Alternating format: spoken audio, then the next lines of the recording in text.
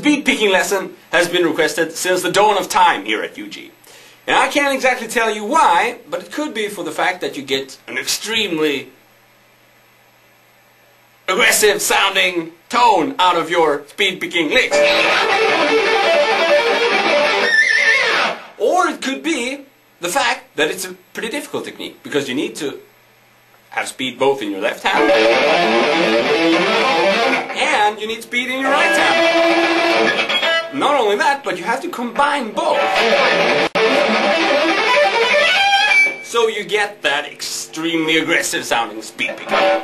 Okay, so today I'm going to show you some exercises, and then I'm going to show you how to make some music out of it. You know, music just like Pavarotti, like "Oh, sole mio." I'm just kidding with you.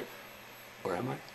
Well, either way, we're going to have a look at my favorite way of doing speed picking, which is the 2-note per string approach, as opposed to the 3-note per string approach. Now, the 3 notes per string thing is typical to guitarists like Yngwie Malmsteen, Paul Gilbert, and lots of different shredders. Now, the 3-note per string is a cool approach, but the reason I prefer the 2-note per string approach, which is typical to guitarists like Zakk Wylde or you know, pentatonic shredders like Zakk Wylde and Eric Johnson, and even jazz guitarist John McLaughlin. What's so unique with their approach is the fact that you get a lot of, you know, rhythm out of your speed picking, as opposed to, you know, just blurring out notes. You get, out of the 2-note per string, you can get this kind of sound.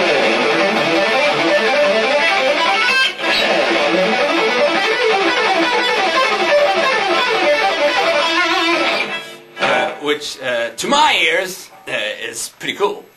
So, I'm going to show you 2 exercises, and then we're going to, well, show you how you can, you know, jam around with those and, you know, make some cool improvisations, or why not just show them to your mother? You know, you can do anything with these licks. So, let's get started. For these exercises, you only need to know the trusty A minor pentatonic box, which works in almost every musical situation. At least the pentatonic box does. So here it is, and we're gonna pick a note from the D string on the 5th fret, and we're gonna play this kind of thing.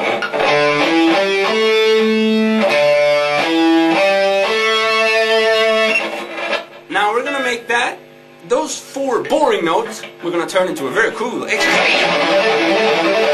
Like that.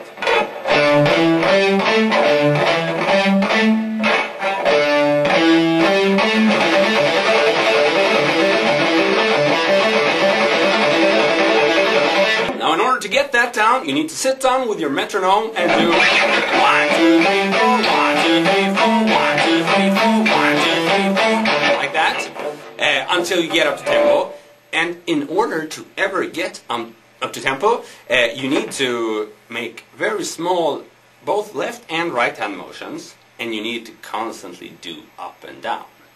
And you need to practice all day and night long.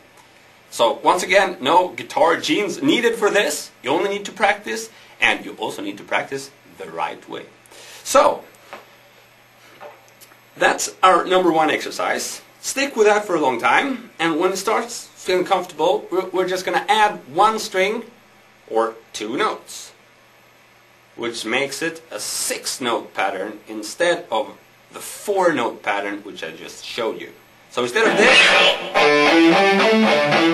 we're going to play 1, 2, 3, 4, 5, 6, 1, 2, 3, 4, 5, 6. Instead of 1, 2, 3, 4, 1, 2, 3, we're going to play 1. Okay? So, have a look at it closely. Starting from the 5th fret, we get 1, 2, 3, 4, 5, 6, 1, 2, 3, 4, 5, 6. Up to tempo. The same rule goes for this little pattern or exercise. Practice it over and over with the metronome, counting to either 6 like this, 1, 2, 3, 4, 5, 6, 1, 2, 3, 4, 5, 6, or you could count to 3. Especially if you're not up to that the high tempos yet, it's a great idea to count to 3 instead of 6. So you can set the metronome to click like this: 1, 2, 3, 1, 2, 3, 1, 2, 3, 1, 2, 3, 1, 2, 3, 1, 2, 3. Okay? Now, here comes your reward. I'm gonna take off my clothes. No, I'm just kidding. I almost got you there. Your reward is to be able to combine those two patterns and make it sound pretty cool.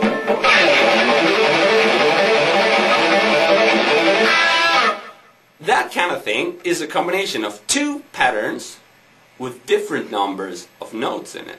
And that's how you get the, distinct kind of rhythmic sound. So what I did was just, obviously, I combined the two exercises which I just showed you. Just like Pavarotti does when he says, "Oh, sole mio." Actually, I think that was a pretty bad comparison. So here it is. Slowly what we're doing is this. 1, 2, 3, 4, 5, 6, 1, 2, 3, 4, 1, 2, 3, 4, 5, 6, 1, 2, 3, 4. Okay?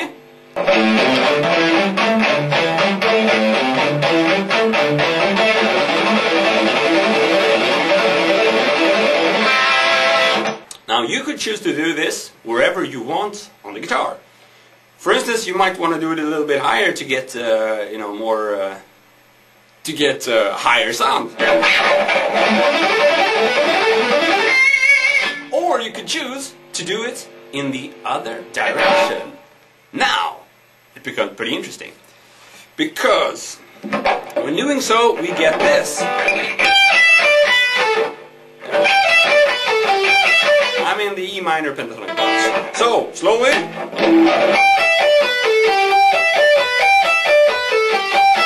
And fast.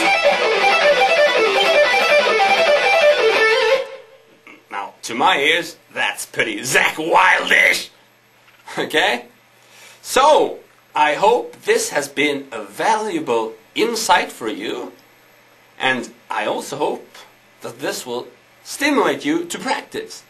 Because that's the whole idea with guitar lessons, is to stimulate you to practice. It's not to give you some, 100% truth, because there are none. Instead, it's just going to give you some inspiration so that you can sit there with your guitar playing to your metronome or to your favorite song or whatever.